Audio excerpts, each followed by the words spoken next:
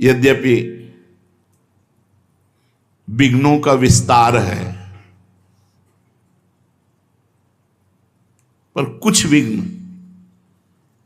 जिनको हम समझ सकते हैं। विघ्नों का तो भंडार माया ही संपूर्ण विघ्नमय है। आहार दोष, बुरी कमाई, बेईमानी का, दूसरे के हक का यदि अन्न है तो भगवत चिंतन नहीं होने देगा। साधु का आकाश वृत्ति, माधुकरी वृत्ति, इन दो वृत्तियों से ही जीवन चलावे।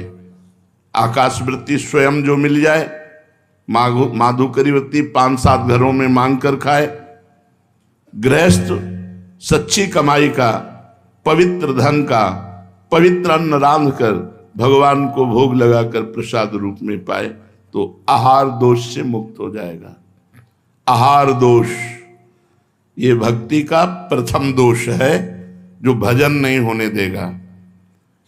प्याज लहसुन, जिस रसोई में मांस रांधा गया हो उस रसोई का बना हुआ अन्न अगर एक बार पात्रों में मांस रांध दिया गया है और उसी में खीर पूड़ी रोटी दाल बना के आपको दी जाए तो जो मांस खाने से बुद्धि अपवित्र होगी वही उस पात्र के रांधे हुए अन्न के खाने से बुद्धि अपवित्र हो जाएगी। इसलिए आहार पर विशुद्ध भाव हमारा रहे, हम ऐसा आहार तैयार करें जो भगवान को भोग लगा सकें और प्रभु को भोग लगाने के बाद उसे पावे। दूसरा, शरीर का अस्वस्थ रहना। यदि हम व्यायाम नहीं करेंगे, कुछ देर आसनों पर नहीं बैठेंगे, प्राणवायु शुद्ध नहीं रखेंगे तो अन्न खा रहे हैं, हमारा शरीर दोषयुक्त हो जाएगा। गैस, ब्लड प्रेशर, शुगर, ये साधारण सी बीमारियां असाधारण रूप धारण कर लेंगी। आपसे सच्ची कहते हैं, यदि आप 1 घंटे पद्मासन और सिद्धासन में बैठने का अभ्यास करें और 20 मिनट प्राणायाम करें, कोई रोग नहीं होगा। ब्लड प्रेशर, शुगर, कुछ नहीं। ब्रह्मचर्य ठीक है, आसनों का थोड़ा अभ्यास है, क्योंकि आप लोग कोई गृहस्थ थोड़ी हो। जो गृहस्थ हैं वो भी 30 मिनट 40 मिनट का तो अभ्यास कर ही सकते हैं। वो केवल अपनी पत्नी से संतानोत्पत्ति के लिए सहवास करें, वो ब्रह्मचारी ही माने जाते हैं। जो एक पत्नी व्रत केवल संतानोत्पत्ति के लिए सहवास करता है। आसनों पर बैठने से संपूर्ण शरीर में जो रोग रोकने की क्षमता वो बढ़ती है। जैसे आप पद्मासन में हर नस नाड़ी आपकी एक्टिव हो जाएगी। हमारे कई ऐसे स्थान हैं जो एक्टिव नहीं हो पाते और हम अस्वस्थ हो जाते हैं। प्राणवायु के संशोधन के द्वारा मन एकाग्र, ब्रह्मचर्य पुष्ट, प्राणवायु सूक्ष्म, अखंड भगवत चिंतन। जवान शरीरों में 1 घंटा व्यायाम होना चाहिए, नाम जप करते हुए, दंड बैठक, 2-3 किलोमीटर दौड़ना, चलना फिरना, जो भी व्यायाम, आसन, प्राणायाम, ये साधु के जीवन। हमारे गुरु जी रसिक शिरोमणि हैं, तीनों बातें होती हैं। आप देखते हो भ्रमण करने जाते हैं, हमने देखा है एकांत में व्यायाम और प्राणायाम करते हुए, प्राणायाम व्यायाम, क्योंकि शरीर स्वस्थ तो भगवत उत्साह बना रहता है। दोनों किडनी फेल हैं, समस्या ही समस्या है। पर यदि पूर्व से साधन पक्ष ना होता तो हम तुम्हारे सामने बोल नहीं सकते थे। लेकिन आज भी अपने टाइम से साधना में बैठते हैं, तब टाइम से उठते हैं। ज्यादा देर बैठने की क्षमता नहीं रहती तो सोफा का आश्रय ले लेते हैं, पीठ ऐसे लगी रहे। साधन पर शिथिलता मतलब मृत्यु। शरीर जमुआई आ रही है, ये रोग हो गया, वो। हर रोग को शासन में लेने के लिए आसन और प्राणायाम है। आप करके देख लो, हर रोग को शासन में। जब आपका कफ ठीक हो जाएगा और पित्त ठीक हो जाएगा और वायु ठीक हो जाएगी तो आपका शरीर फूल जैसा हो जाएगा, स्वस्थ हो जाएगा। बिगड़ता यही तीन है और तीनों को शासन में लेने के लिए पर्याप्त है आसन और प्राणायाम। ये कौन करता है? तो कितना आपके अंदर चिंतन चलता है, धुआंधार चिंतन चलता है। जिस समय आपकी प्राणवायु सूक्ष्म होगी, एक एक श्वास में 10-10 बार नाम, 20-20 नाम जरूर। अस्वस्थता शरीर में ना आने पाए। यावत स्वस्थमिदम कलेवरम यावच्च दूरे जरा। स्वस्थमिदम कलेवरम, इदम कलेवरम, ये शरीर यदि स्वस्थ है बहुत बढ़िया भजन, भजनानंदी के लिए, नहीं भोगी पुरुष के लिए तो भोगों में उतर जाएगा। साधक को चाहिए, मान लो हमारी बात, व्यायाम जरूर करो, 20-30 मिनट ही व्यायाम करो और 10-20 मिनट प्राणायाम करो, जरूर करो। मान लो नाम राधा राधा रटते हुए प्राणवायु का संशोधन, आप तेजस्वी रहेंगे। साधु का चेहरा बुझा हुआ थोड़ी होता है। मुख प्रसन्न तन तेज विराजा, कीन्हे रामचंद्र कर काजा। भगवान के कार्य में स्थित है, इसलिए मुख में प्रसन्नता और तेज विराजमान होता है। साधु ढकी हुई राख में जैसे अग्नि, ऐसा होता है। अगर आप आसन, प्राणायाम, व्यायाम ये सब नहीं करते तो आप कुछ भी खाइए, आपका स्वप्न दोष होगा, आप गलत विचार वाले होंगे, आपके अंदर प्रमाद होगा। कुछ दिनों में शरीर गैस आदि रोगों से युक्त हो जाएगा। गैस बनती है, हमें ये पर गैस वैस। आसन में बैठो, हाँ 2 घंटे पद्मासन में बैठो, देखो अगर कपार से लेकर तुम्हारे नाखून तक पसीना ना जाए तो हमें बता देना। हर नस नाड़ी एक्टिव हो जाएगी। 2 घंटे 20 मिनट बैठना तो मुश्किल है, बैठ के देखो 40 मिनट में तो लहरें आने लगेंगी। बैठ के तो देखो। पूरे शरीर को स्वस्थ रखने के लिए हमारे यौगिक मार्गों में ऐसी व्यवस्थाएं हैं। और जब आसन प्राणायाम करें तो कम से कम 45 मिनट कुछ भी ना खाए पिए। अगर खाए पियोगे तो वायु बिगड़ जाएगी। आलस्य, गुरुजी ने 11 माला कहा है, आज 4 माला कर लेते हैं, कल 11 माला में और मिला करके पूरे कर लेंगे। कल आया परसों कर लेंगे, ऐसा आलस्य नहीं। जो नियम दिया गया है, जो पाठ दिया गया है, वो यथा समय, अगर आप गृहस्थ हैं नियम पूर्वक समय में नहीं कर सकते तो जब समय मिले तब अपने नियमों का पालन करें। आलस्य न करें। आज की सेवा को, आज के जप को, आज के पाठ को कल के ऊपर न छोड़े। काल करे सो आज कर, आज करे सो अब, पल में परलय होएगी बहुरी करोगे कब, पता नहीं कल जिए कि ना जिए। तो आज गुरु जी ने जो नियम दिया है उसे हम जल्दी उठें और उठ करके अपने नियम को पूरा करें।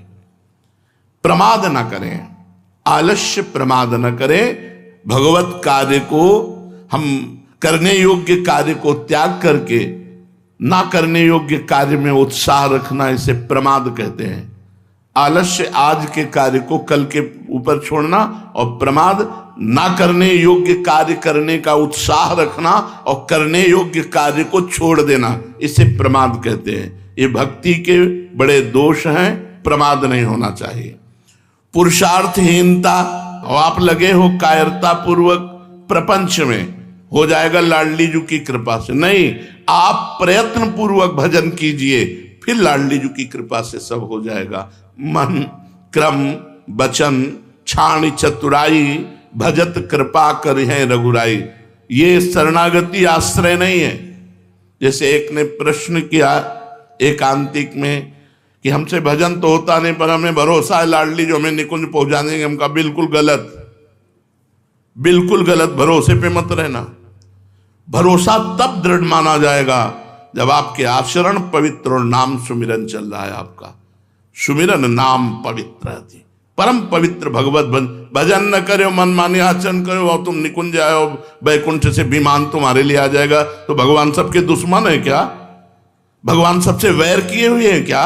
सब मम प्रिय सब मम उपजाए, सब भगवान के प्यारे हैं। लेकिन जो भगवान को प्यार करता है उसी के लिए विमान आता है, वही वैकुंठ जाता है, वही गोलोक जाता है, वही साकेत जाता है, वही निकुंज जाता है। भजन के बिना तुम्हारे भरोसे को हम नहीं मानते, भरोसा हो ही नहीं सकता। जिसका भरोसा और आश्रय होता है उसकी स्मृति हर समय होती। ये प्रमाद कोई न कर ले। भजन छोड़ करके और हम बैठे हैं हमारा काम हो जाएगा, बिल्कुल प्रमाद स्थिति है, दुर्गति होगी। हर समय नाम जप, भजन और फिर भरोसा, भगवान का भरोसा।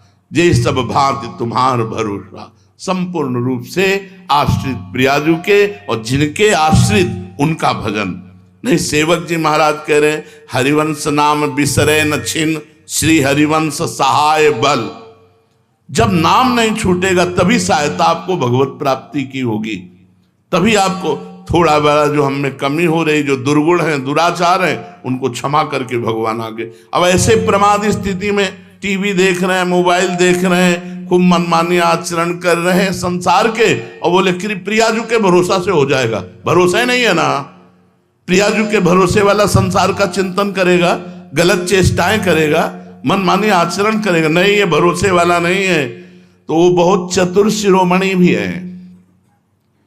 अगर हमारी प्रियाजू भोली भी है तो नागरता की रास किशोरी, अति नागरी वृषभानु किशोरी, आवत सी वृषभानु दुलारी, रूप राशि अति चतुर शिरोमणि, अति चतुर शिरोमणि। उनसे चतुराई नहीं चलेगी। हाँ, हम प्रयास कर रहे हैं, अब हमसे उतना नहीं हो पा रहा जितना होना है, तो आप निश्चिंत रहिए, भरोसे पे रहिए, आपको भगवत प्राप्ति होगी। लेकिन आप प्रमादवश भजन न करें, मनमाने आचरण करें और कहें कि मुझे, ये बिल्कुल नहीं, सिद्धांत के खिलाफ बात है। तो पुरुषार्थहीनता ये भक्ति में नहीं होनी चाहिए। और अश्रद्धा, शास्त्र और गुरु वाक्यों पर अश्रद्धा नहीं होनी चाहिए। हमेशा सत्कर्म के लिए जो हमारे शास्त्र आदेश करते हैं, गुरु आदेश करते हैं, जैसा आदेश करते हैं बिल्कुल ठीक वैसे आचरण करना होता है। कभी कभी कड़वी दवा होती है, समझ में नहीं आता ऐसा क्यों कहते हैं। पक्का समझो, अश्रद्धा नहीं होनी चाहिए, वो आपको इतनी ऊंचाई पर उठा देंगे कि आप समझ नहीं पाएंगे। इसलिए गुरु वाक्यों पर अश्रद्धा नहीं होनी चाहिए। वो जो बोले तो बस वचनम करिष्येता में, जो आप बोल रहे हैं वही मुझे करना है। वो धर्म है कि अधर्म है, अच्छा है कि बुरा, मुझे इससे कोई मतलब नहीं। हो पाएगा कि नहीं हो पाएगा इससे भी मुझे कोई मतलब नहीं। मैं शुरू करता हूं, आपकी आज्ञा है। पक्का समझिए, गुरु वाक्यों पर कभी अश्रद्धा ना हो तो नीचे ढलान में जाने वाला भी ऊपर चढ़ जाएगा। वो जा रहा है नीचे लेकिन पहुंच ऊपर जाएगा। यही चमत्कार, कर तुम अन्यथा कर तुम। ऐसा लगा कि हम गुरु आज्ञा से गिर रहे हैं लेकिन हम उठ गए। एक बार गुरुदेव श्री रामानंदाचार्य जी महाराज अपने परिकर के साथ एक बगीचे में रुके। पानी लाया गया तो पानी में हल्की सी दुर्गंध थी। कुआं था, कुआं वृक्ष की डाल एक लंबी सी आ रही थी और उसी के पत्ते गिरते थे तो पानी में सड़न आ गई थी। तो गुरुदेव ने कहा कि कुल्हाड़ से इस डाल को उतनी ही काट दो जो कुएं पर है। तो उनका पेड़ के पास से काट दी जाए? बोले नहीं, हमें जरूरत है केवल कुएं के पास से। बोले महाराज फिर तो डाल की तरफ बैठ करके ऐसे काटना होगा तो सीधे कुएं में जाएगा। बोले इससे हमसे कोई मतलब नहीं। सब बैठे रहे, उनमें से खड़ा हुआ, साष्टांग प्रणाम किया। कुल्हाड़ तो रहता ही था क्योंकि ठाकुर सेवा के लिए रसोई अमनिया होती थी तो लकड़ी चीरने के लिए कुल्हाड़ होता। कुल्हाड़ उठाया, पेड़ पर चढ़ा, डाल पर आकर उधर बैठा जो कुएं के ऊपर थी और उतना ही काटा जितने गुरुदेव ने कहा। मैं डाल सहित कुल्हाड़ सहित तो नीचे चला गया। अब सब शोकाकुल हो गए कि ओ, बड़े गंभीर मुद्रा में आचार्य चरण बैठे रहे। ऐसे कुछ मिनट हुए, नमो नमः, जय हो ऐसे शब्द कुएं से गूंजने लगे और वो ऊपर उठ करके आया और माला और प्रसादी पहने हुए, हाथ में प्रसाद का पत्तल लिए आचार्य चरणों में रखा कि सिया राम जी ने आपके लिए दिया है। उनका इतनी देर कैसे हो? बोले सिया राम जी के पार्षद आकर साकेत ले गए और वहां सिया राम जी के दर्शन हुए, वहां प्रसादी मिली और ये प्रसादी आप। अब तो सब ललचा गए कि सिया राम के लिए तो पूरा जीवन अर्पित है, एक झलक भी नहीं मिली यार हम ही ये कर लेते। तो गुरु आज्ञा दिखाई कैसी दे रही थी? मृत्यु वाली। मरेगा, मैं कुल्हाड़ सहित कुएं में जाएगा, मर जाएगा। लेकिन बात क्या हुई? गुरु आज्ञा का पालन करने से अमृतत्व प्राप्त हो गया। इसीलिए अश्रद्धा नहीं। गुरु वाक्यों में अश्रद्धा नहीं और कुतर्क नहीं। अपने गुरु जी के वाक्य पर कोई तर्कना नहीं, कोई संशय नहीं, किसी से सलाह नहीं। अगर उन्होंने तुमसे कहा है कि तुम केवल लकड़ी चीरो, तो लकड़ी चीरते चीरते तुम्हें परमात्मा प्राप्ति हो जाएगी। अब तुम्हारे माला चलाने से परमात्मा प्राप्ति नहीं होगी। मोक्ष मूलम गुरु कृपा, उनकी कृपा से बात बनती है। मंत्र मूलम गुरु वाक्यम, गुरु जी ने कहा गेट में खड़े रहो तुम, और जिंदगी भर केवल गेट में खड़े रहो। बोले यार ना हमारी ठाकुर सेवा होती है, ना हमारा भजन होता है, ना कोई सेवा, बस वो गेट में खड़े खड़े निकुंज मिल जाएगा। क्योंकि गुरु वाक्य है ना, तो गुरु वाक्य से सब काम बन जाएगा। तो गुरु वाक्य में कुतर्क ये बहुत बड़ी समस्या है, बड़ा अवगुण है भक्ति मार्ग में। फिर कह रहे हैं अधैर्य, बहुत बड़ी परीक्षा होती है भगवत मार्ग में। अब सालों हो गए भजन करते, कभी कोई झांकी नहीं आई, कभी कोई आनंद नहीं आया, कोई दृश्य नहीं बदला, धैर्य नहीं रहा। और हम उपासना बदल दी, धैर्य नहीं रहा, हम गुरु वचनों का उल्लंघन कर दिया। धैर्य पूर्वक, यार वही काम आ रहा है, पूरा जीवन हो गया भजन करते, वही काम, वही क्रोध। पता नहीं भगवत मार्ग में दूर भी होते हैं कि नहीं होते। धैर्य यम ही न व्यथ्यन्ते, जो व्यथित नहीं होता। पुरुषम पुरुषर्षभ, हे पुरुषों में श्रेष्ठ अर्जुन, जो मन के द्वारा, इंद्रियों के द्वारा, प्रकृति के द्वारा दी हुई व्यथा से व्यथित नहीं होता। सुख दुखम, जो सुख दुख में समान भाव, वो अव्यय परम पद को प्राप्त होता है। इसलिए धैर्यवान बनो। अधैर्य भक्ति का अवगुण है। अधैर्य नहीं, बहुत धैर्य रखना चाहिए। और गुरुजन परीक्षा धैर्य की ही लेते हैं। सेवा में लगा दिया और सालों देखा नहीं, और रोज उनको चेक कर रहे हैं कि अब क्या है। सालों बात नहीं की, सालों मिले नहीं, सालों उत्साह वर्धन नहीं किया, और वो अपनी उसी सेवा में ज्यों का त्यों लगा रहा धैर्य पूर्वक, तो गले लगा लिया, हृदय से लगा लिया। धैर्य पूर्वक अपने नाम जप में, अपने भजन में, अपनी सेवा में अधैर्य नहीं होना चाहिए कि यार कुछ लाभ तो दिखाई नहीं दे रहा, हमारे अंदर वही विकार है, आते रहेंगे, चिंता मत करो। वो भी भागवतिक हैं, कोई संसारिक नहीं है। काम क्रोध लोभ ये सब भागवतिक हैं, भगवान के ही हैं सब। देखो, काम भगवान श्री कृष्ण के पुत्र के रूप में, प्रद्युम्न जी के रूप में प्रकट, ये सब भागवतिक है। जिस दिन भगवान की कृपा कोर होगी, एकदम सब शांत हो जाएगा। हमको चिंता नहीं करनी, हमको धैर्य रखना है। और अनिश्चय, हमें किसी भी बात के निश्चय को नहीं तोड़ना चाहिए। जैसे हमने निश्चय किया कि आज से हम एक बार खाएंगे, हमने निश्चय किया अब हम ये करेंगे, हमने फिसल गए, बार बार फिसल गए, बार बार अनिश्चय। ऐसा नहीं होना चाहिए। जो एक बार निश्चय करो, हम तो कहते हैं कि तुम करो ही मत निश्चय, जो आज्ञा हो उसके अनुसार चलो, पर यदि निश्चय करो तो फिर उसको टालो मत। जो प्रण लो, जो प्रतिज्ञा करो, जो निश्चय करो, उस पे चलो। कईयों को देखा है कि निश्चय करते हैं और फिसल जाते हैं, वो चल नहीं पाते हैं। तो ये भक्ति में दोष है। एक तो निश्चय करो ही मती, जो गुरु आज्ञा उसके अनुसार चलो, सहज ढंग से चलो। यदि निश्चय कर लिया कि बोले हम तो निश्चय कर लिया है कि अभी एक टाइम ही पाएंगे, और दबा के दोनों टाइम चल रहा है, तो फिर तुम्हारा निश्चय कैसा, हम ये करेंगे, हम ये करेंगे, हम ये करेंगे। अच्छा है, प्रयत्नशील रहो, लेकिन जो निश्चय करो उसे पक्का करो। संशय ना भगवान में, ना अपनी साधना में। असंयम, जो आप नियम से चल रहे हैं उसमें व्यवधान नहीं होना चाहिए, असंयम नहीं आना चाहिए। असहिष्णुता, थोड़ी सी बात में प्रत्युत्तर में दुखी हो जाना, जरा सा बात बोला नाक पे गुस्सा, सहनशीलता ना होना, ये भक्ति का बहुत बड़ा दोष है। और अपवित्र रहना, झूठे मुंह रहना, लघुशंका संभाल के करो, वस्त्रों में न गिरने पावे।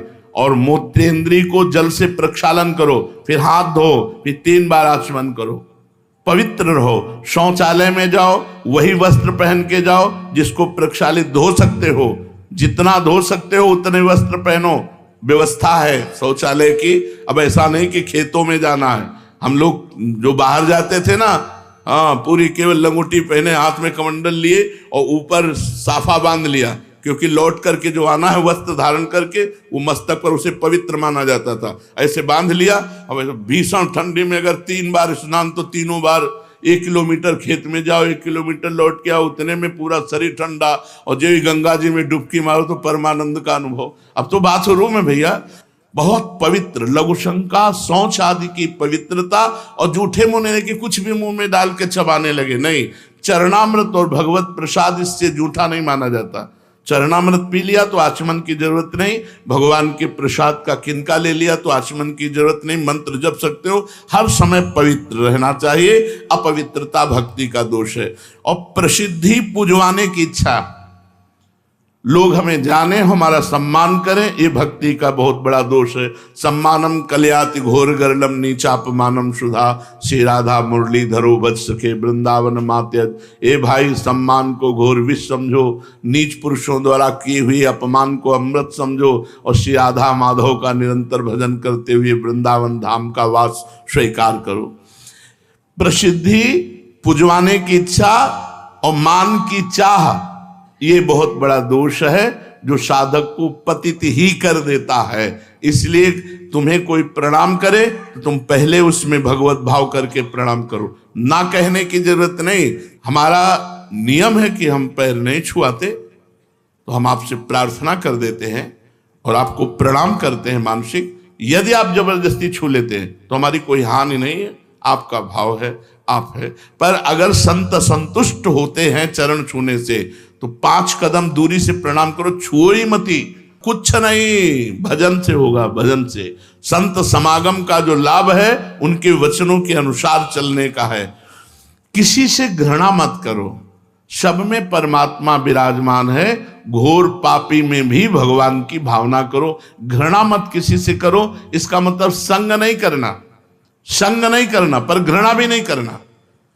कोई रोगी देख करके या कोई भोगी देख करके घृणा नहीं करना। घृणा शब्द साधु के हृदय में नहीं होती, भक्त के हृदय में नहीं होती। ये क्रूरा अपिपापिनो न च सताम संभाष्य दृश्यास्ते सर्वान वस्तुतया निरीक्ष। सब में अपने प्रभु को देखो, किसी से घृणा मत करो, द्वेष किसी से मत करो। निर्दयता हृदय में नहीं होनी चाहिए, दुराग्रह नहीं होनी चाहिए, मैं ऐसा करूंगा ही नहीं।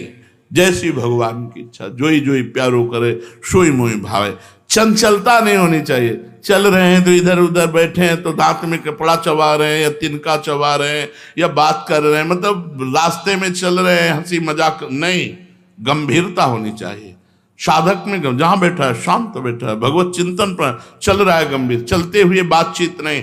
बातचीत करना, खड़े हो गए बातचीत की, हंसी मजाक नहीं। नारायण हरिभजन में 5 सुहात, विषय भोग निद्रा हंसी जगत प्रीति बहुबात। जल्दीबाजी से कोई काम न करे, पूछा लगा रहे आराम आराम से, पात्र मार्जन करे आराम आराम, जब ये करना वो करना, जल्दीबाजी नहीं। भगवान नाम चिंतन करते हुए सेवा, पर दोष दर्शन नहीं। बहुत बड़ी हानि होती है जो दूसरों के दोष का दर्शन करते हैं, दूसरों के दोष का वर्णन करते हैं, दूसरों के दोषों का श्रवण करते हैं, बहुत हानि होती है।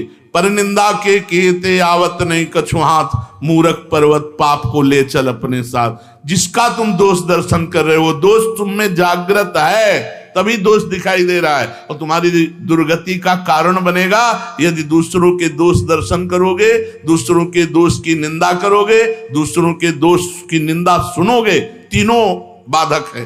पर दोष दर्शन, पर दोष कथन, पर दोष श्रवण।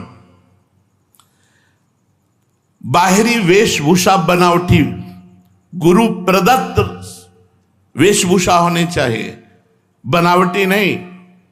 सखी भाव अंदर का, सखी भाव पाउडर लगा के नहीं होता, सखी भाव रज लगा के होता है। शरीर में रज लगी, बाहर से फटे पुराने कपड़े पहले, अंदर से सहचरी दिव्य चिदानंद भाव। ये पार्थिव स्नो पाउडर लगा करके तुम सखी बन जाओगे, इससे भगवान मोहित हो जाएंगे तुमसे। अरे भगवान मोहित होते हैं भजन से। जितना भजन करोगे, जितना चिंतन करोगे, जितना पवित्र रहोगे, बाहरी वेशभूषा सावधान साधारण होनी चाहिए। अब जैसे मानो ये श्री जी की मेहंदी है, तो जरा से लिया माथे पे लगा लिया। थोड़ी है कि पूरे हाथ और मार सब, ये श्री जी का महावर है, माथे में जरा से लगा। बहुत सावधानी से, किसी भी तरह का कोई श्रृंगार बनावटी एवं सहचरी भाव से कहीं हमारी वाणी जी में नहीं लिखा, और इसको निषेध किया गया है कि आप बाहरी बनावटी नहीं, पुरुष शरीर और स्त्री शरीर दोनों का राग त्याग करने वाला सहचरी भाव को प्राप्त होता है, गोपी भाव को प्राप्त होता है। ये नौटंकी है, ध्यान रखो। हम इसलिए खुल के कह रहे